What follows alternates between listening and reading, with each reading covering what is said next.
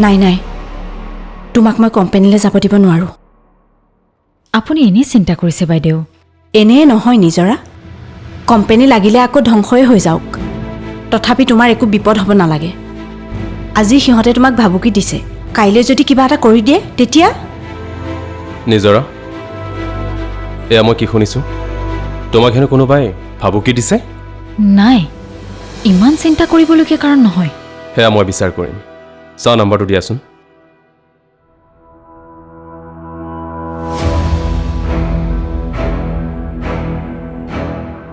লোৱা। Switch off আছে। এই নাম্বাৰটো মই এতিয়া পুলিচক দিম। একো লাভ নহ'ব, কাৰণ এই নাম্বাৰটো তেওঁলোকৰ নহয়। তথাপিও পুলিচে কিবা সুংসূত্ৰ উলিয়াবতো, একো নকৰি বহি থাকিবতো নোৱাৰি।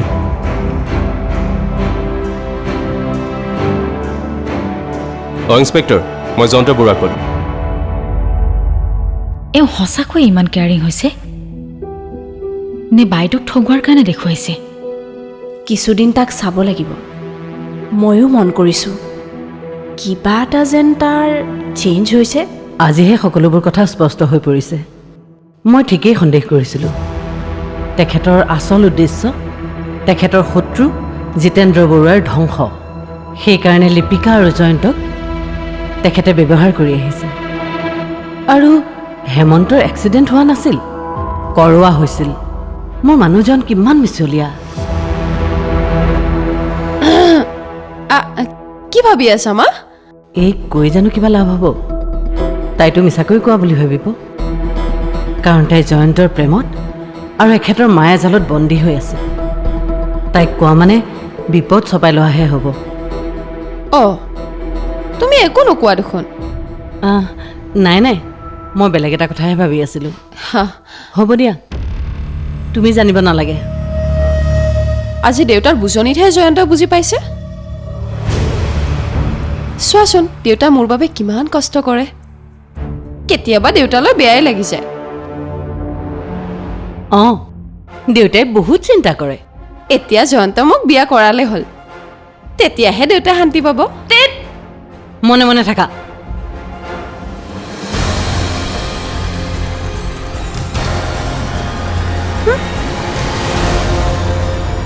সঁচা কৈছোঁ দেউতা, কালি ৰাতি কথা পাতোতে মাক অলপ অস্বাভাৱিক যেন লাগিছে। ৰাতি পানী খাবলৈ উঠি দেখোঁ মায়ে কিটচেনত বহি কিবা চিন্তা কৰি আছে। সেই একেবোৰেই চিন্তা হ'ব চাগে। জয়ন্ত আৰু তোমাৰ বিয়া নোহোৱালৈ সেইবোৰ টেনশ্যন থাকিবই। নহয় দেউতা, সেয়া চিন্তা তোমাৰ সদায় থাকে, কিন্তু কোনোদিনটো মায়ে এনেকুৱা কৰা নাছিল। মোৰ মতে কথাটো অলপ বেলেগ। কি হ'ব পাৰে? আমাৰ আচল প্লেনিংবোৰ গম পোৱা নাইতো, কেনেকৈ ক'ম? ময়ো কোৱা নাই আৰু অনুৰাগেওতো নকয়। সুধিব লাগিব, কিন্তু সুধিলেওতো এওঁ একো নক'ব। এইবাৰ আকৌ তুমি কি ভাবি আছা দেউতা? নহয়, মাৰ কি টেনশ্যন হৈছে তাকে ভাবি আছোঁ। কথা গম্ভীৰেই হ'লচোন। মুঠতে আমাৰ বাবে সমস্যাবোৰ কঢ়িয়াই নানিলেই হ'ল।